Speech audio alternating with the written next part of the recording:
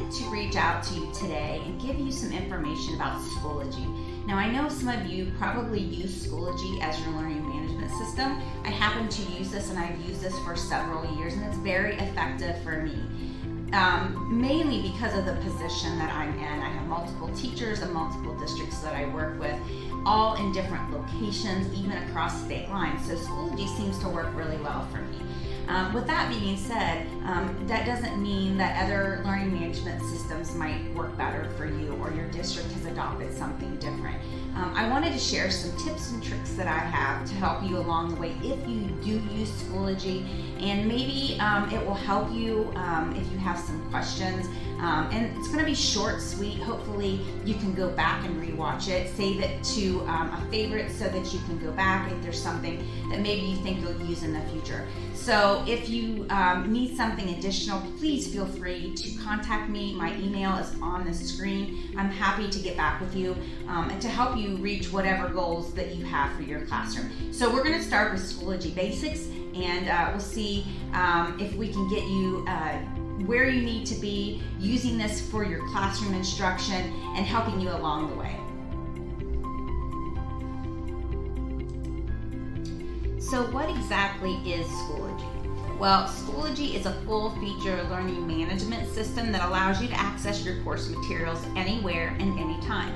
It's beneficial for situations like we've had in the past year with the pandemic, but also events like snow days, sick days, and after school. It just helps keep everybody in one location. It helps to keep your parents updated on what's going on in your classroom, and keeps the kids and the students in your classroom on top of what they are to be completing in class, and also to give them additional resources. My main reasons for using Schoology is it really is a preference. I like because it organizes content in one location. I like that it integrates with Google Drive. It's cloud-based, so that if I'm working with a team of members at my agency, they can all work on the materials at the same time. And I also love that students can upload and turn in assignments easily and communicate with me in a safe environment. It also tracks learner progress and performance. The last thing that I think is pretty helpful for me is that I can replicate courses pretty easily and reuse materials. That allows me to put up classrooms quickly. When I go to the end of the semester, I can differentiate my instruction and my materials to match different student learning goals. So that's really important for me in an online environment. Now, I've had a lot of people question Schoology versus Google Classroom, and I wanted to share this Venn diagram that I found. I'm not an advocate for either platform. I prefer Schoology over Google Classroom because of my unique position. Personally and professionally, I need something that is uniform and that I can use across state boundaries. That's something that most of you probably won't have to deal with, but that's something that I deal with daily. I serve districts in 2 different states, and I need something that is easily managed by my teachers that I support. So crossing Google domains, educational domains, and firewalls can be very challenging. So I preferred leaving these issues to the security features within Schoology. And so with that being said, I do know that Schoology suspended their free teacher accounts over the past year. I'm not sure if they will ever continue these free services. But they have supported the accounts that I work with and that I initially got when the accounts were free. So I am continuing to use this.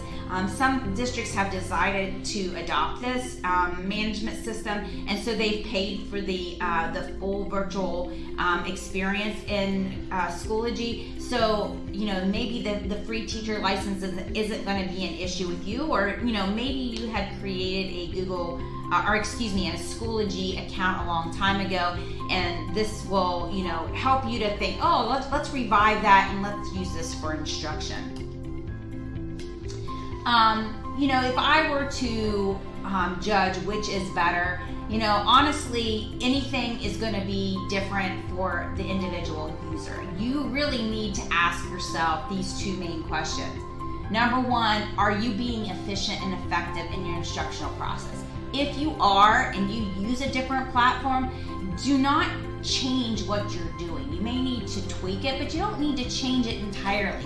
Just because I prefer Schoology doesn't mean that you don't prefer Google Classroom or Canvas or whatever that it is that your district is using. I just want to share what I use, and if it's helpful to you, great. If it's not, maybe there's some tips and tricks that'll translate into the system that you are using.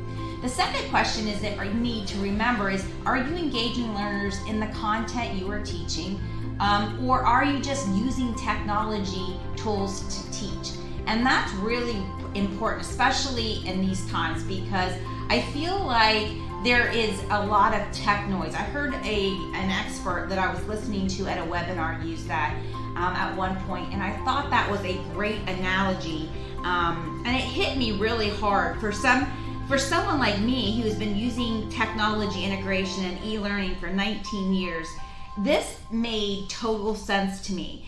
Everyone in every district was throwing everything against the wall and was trying to determine what exactly would stick. There was so much tech noise, so many tools, and so many choices to make for teachers. In the end, what is important is how you use those tools.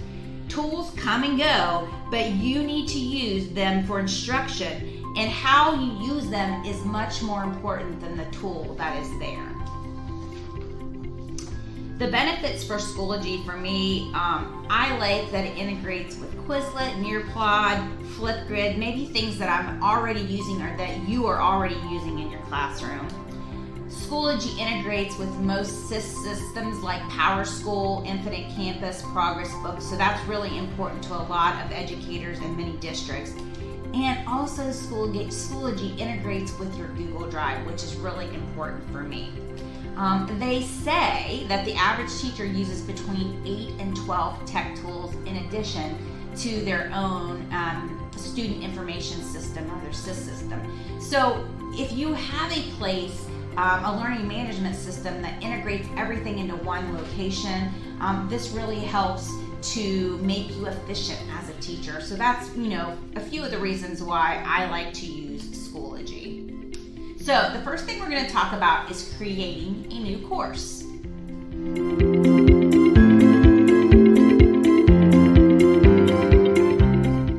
Okay, so today this first portion is called creating a course. So the first thing you need to do is you need to log on to your internet browser and go ahead to Schoology.com. And when you get there, over on the right hand side, if you already have an account, you'll go to log in. And I'll do that now. And you'll come to, I kind of equate this to like your main feed or your home page, where all of the courses that you're involved with will show up in a feed in chronological order. At the top, you'll see different tabs: upgrade, courses, groups, and resources. You'll want to go to the courses tab. Now, because I already have several courses that I teach or have taught, they're going to show up here in my main area of my course tab. So if you don't have courses that you've been using, you will have a blue course button over here on the right hand side that says create a course. But if you're like me and you already have a lot of courses that you've used, then you simply need to go to the My Courses tab on the right side. And that will bring you to this page, which gives you kind of a listing of all the different courses that you are involved with, either as a co-instructor or an instructor. Over on the right-hand side, you're going to see Create a Course. You just need to simply hit Create a Course. Go ahead and give your course name. So I'm going to say Schoology. My section name, I might say, test subject section, and then go to the drop down box, select whatever your category is. I'm going to say create technology and hit create. That's all there is to it. Now I've created a new course. It's brought me to my main page and I'm ready to set up my course.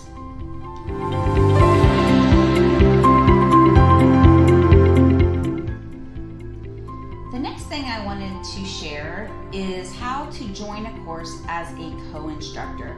Sometimes you will be co-teaching a class, or maybe you're doing a professional development where you're both adding information to the course. Joining a course as a co-instructor is really important. Let me show you the easy way to add additional people to be your collaborating instructor in your course.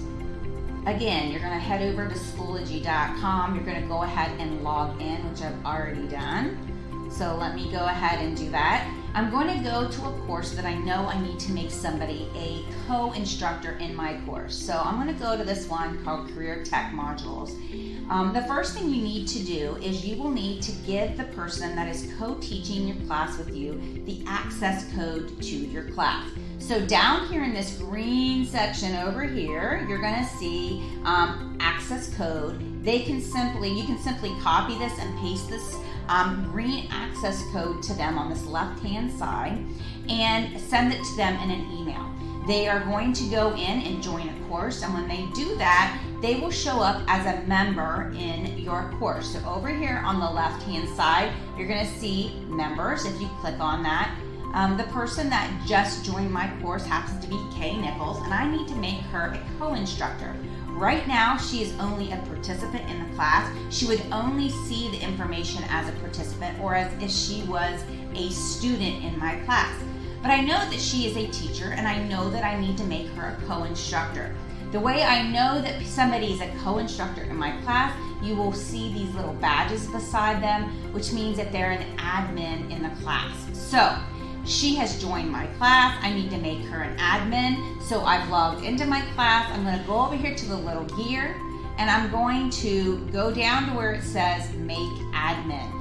It will give you a little confirmation saying, are you sure you want to make her an admin? I'm going to say yes, and you'll notice that she is now has the badge like I do and the other co-instructor in my class. So now all three of us can work at creating content for this particular class. You will see students as they join your class. There will be listed below here in alphabetical order. You will see the people that are involved in the class. If you do that by accident or somebody is not an instructor anymore, you can simply go back to that gear and hit remove admin if you need to do that. Sometimes you'll get students who enroll in the class and then for whatever reason drop the course. You can enroll them the same way. When their name appears, you just go to the gear and you would hit unenroll. Okay? You can also send them a message within Schoology right from that tab as well. So that's all from the members tab within your course. You hit members, and then a listing of all of your members in your class will come up listed in alphabetical order. So that's it for my first video for this playlist. Make sure to check back often. We're going to be adding lots of great things to help you integrate technology effectively in your classroom. If you need me, please email me, and my contact information is on the screen.